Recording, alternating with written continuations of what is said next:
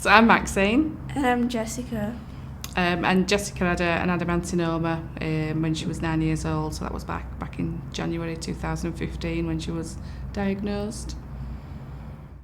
We were just sat on the sofa. Jessica put a leg up on me, and as you do, mother-daughter, ran my hand up her leg and noticed this massive lump on her leg. And I sort of asked some questions. Have you fallen? Have you hurt yourself? She said no. So a couple of days later, my mum's a nurse. We were down at my mum's.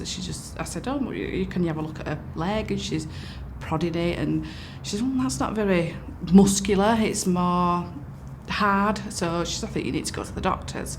So about a week later, we went down to the GP, and he was a bit concerned, but didn't sort of raise his concern. He just said, I don't know, I'll do an urgent referral to orthopaedics.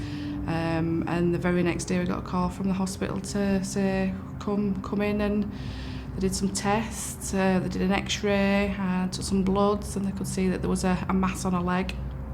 They did an MRI scan and discovered that there was a tumour in her leg, but we didn't know what sort of tumour it was at the time. 11 days later, we were down at Birmingham Royal Orthopaedics for a biopsy.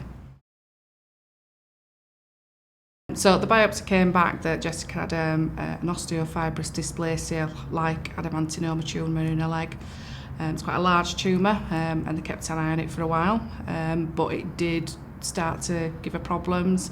She started getting pins and needles in her leg, so they did another MRI scan, and a couple of months later it had turned into an adamantinoma, so the surgeon then decided to remove the tumour at that point.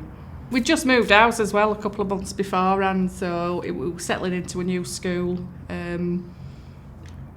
You just started a new school, you'd literally been there weeks. I'd just started a new job, I'd been there about a month, and it just all hit us.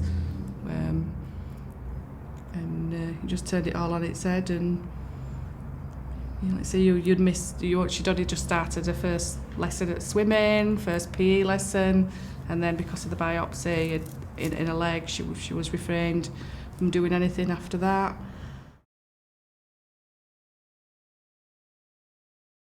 Yeah, there was a lot of other children, but they had gone through worse than what I had.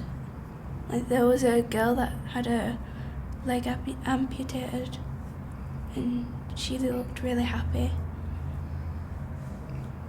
Yeah, that was sort of a bit of a moment where Jessica was feeling a little bit sorry for herself post-surgery, and there was a little girl who had an amputated leg, and obviously she lost her hair for chemo, and she was trotting up the ward as happy as Larry. Everybody's encouraging her, sort of, come on, that little next step, and I just went, look at that little girl there, and it sort of turned her around a little bit. You were feeling a little bit sorry for yourself, and then I'll never forget it, we just saw that little girl, and you just think, wow.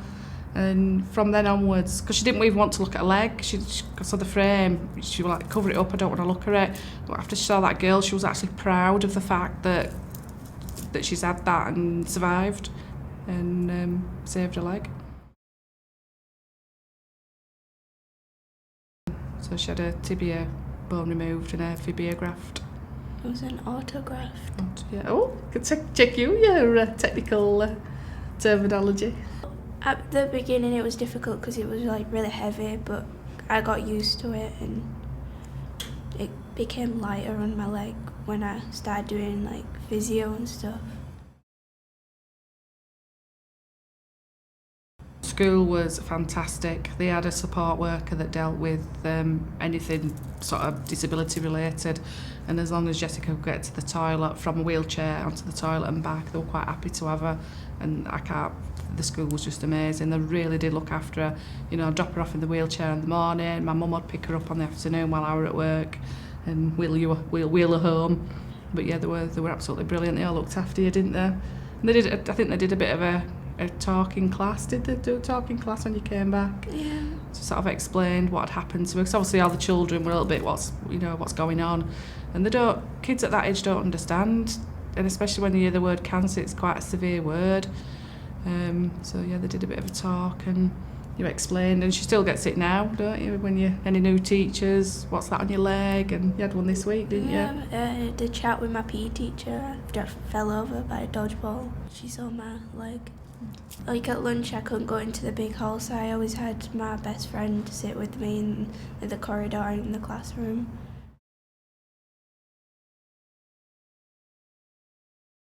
Because my PE teachers know like about my legs and like my limits for stuff, they always ask me if like I'm able to do something or not. So I try some stuff out, and if I can't do it, I just sit on the side and watch. But most stuff I can do. And you're a great dancer. It gets better, it doesn't always stay the same, it don't stay bad forever.